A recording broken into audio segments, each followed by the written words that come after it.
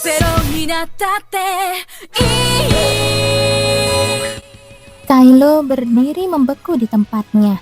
Wajahnya memerah mengetahui Agnes mendengar semua perkataannya. Mengatakan omong kosong bahwa sang putri mungkin menyukainya di depan orangnya langsung. Raymond menghela nafas pelan. Dia menyalahkan dirinya sendiri karena tampak gelisah akibat provokasi dari orang-orang seperti Kylo. Namun itu tidak penting. Raymond menundukkan kepalanya ke arah putri dan pergi. Ada seringai di bibirnya saat dia berjalan membelakangi Kylo. Lucu rasanya, membayangkan bagaimana Kylo Grey yang memiliki rasa rendah diri akan mengatasi kejadian itu. Kylo harus mencari alasan dan dia berusaha untuk menjelaskannya. Tapi tubuhnya tidak mau mendengarkan. Silakan masuk dulu, Sir Grey.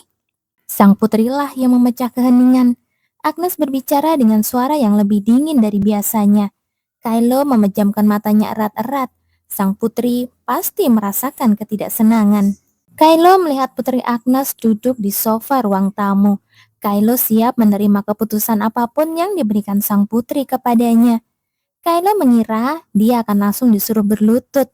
Tetapi putri Agnes memerintahkannya untuk duduk berhadapan dengannya. Kylo menuruti perintahnya dan duduk di kursinya, tidak mampu mengangkat kepalanya. Apa Anda mendengarnya? Iya, saya mendengarnya. Kylo merasa sangat cemas dan hanya bisa menundukkan kepalanya. Kylo tidak pernah berniat melewati batas. Namun, dia melakukan kesalahan di depan Raymond Spencer karena dia kekanak-kanakan dan tidak mau kalah. Itu hanya dimaksudkan sebagai sindiran terhadap Raymond.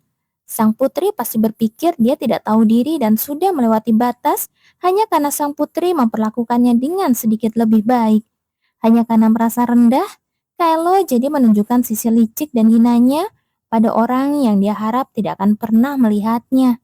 Namun Kylo tidak punya harapan bahwa sang putri akan mengerti maksudnya. Sekarang, sang putri akan marah padanya dan tidak akan mencarinya lagi.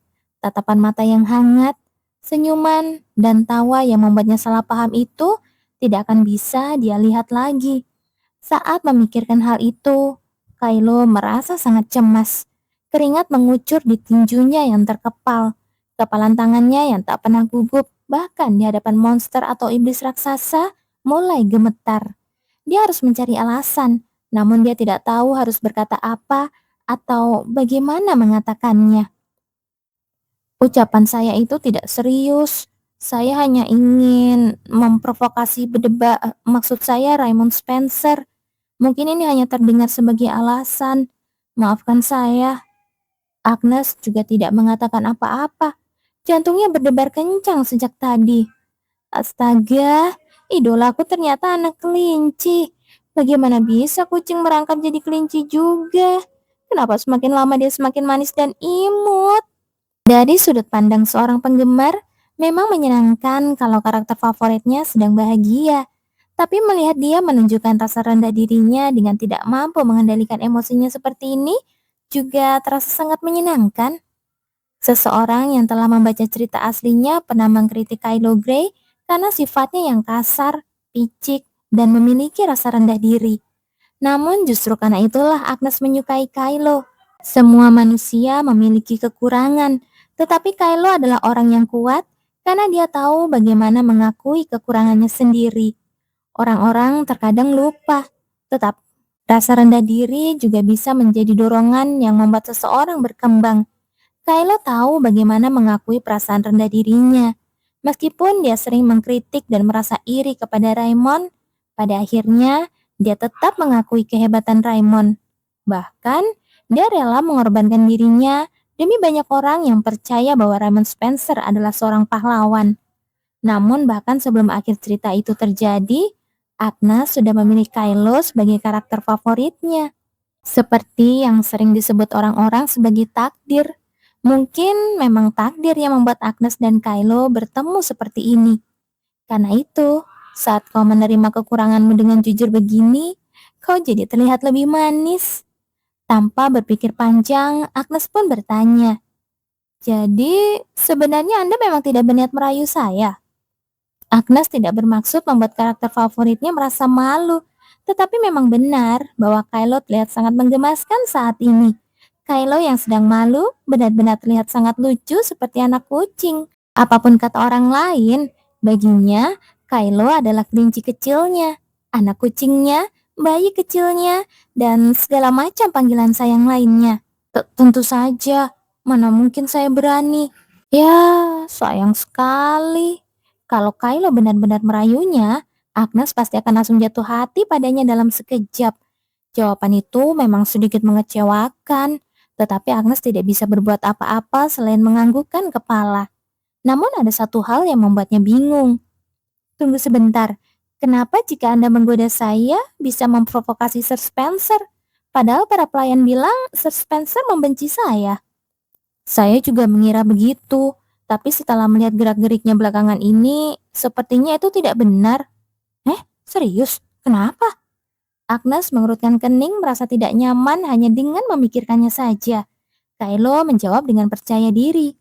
Meskipun dia tidak menyukai Putri, setidaknya saya masih bisa membuatnya merasa bahwa sesuatu telah direbut darinya.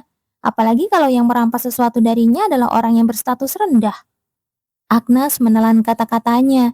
Ketika Kylo mengatakan bahwa dia rendah dan tidak berarti, Agnes merasakan sakit yang mendalam di hatinya.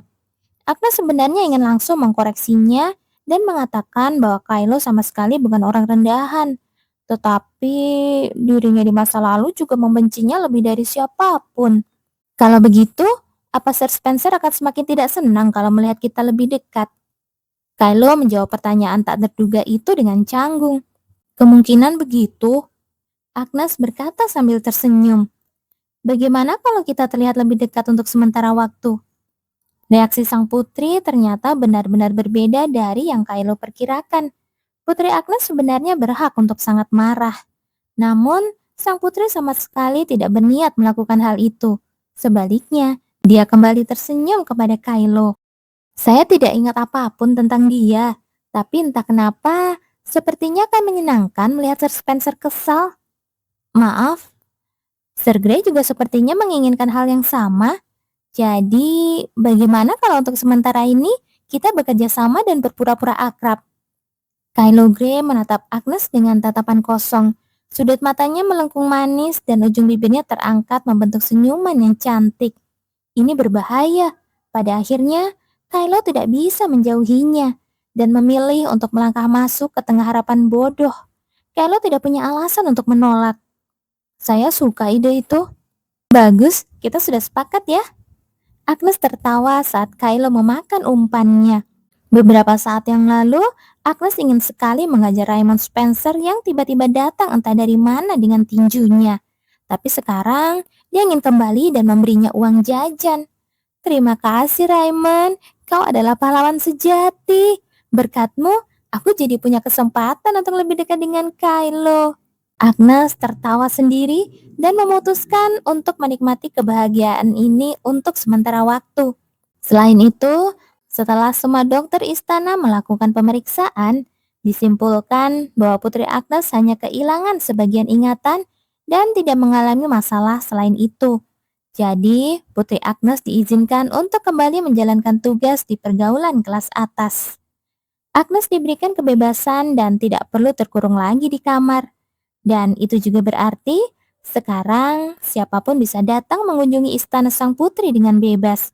Dan Agnes berpikir untuk terus tinggal dan bermesraan dengan Kylo.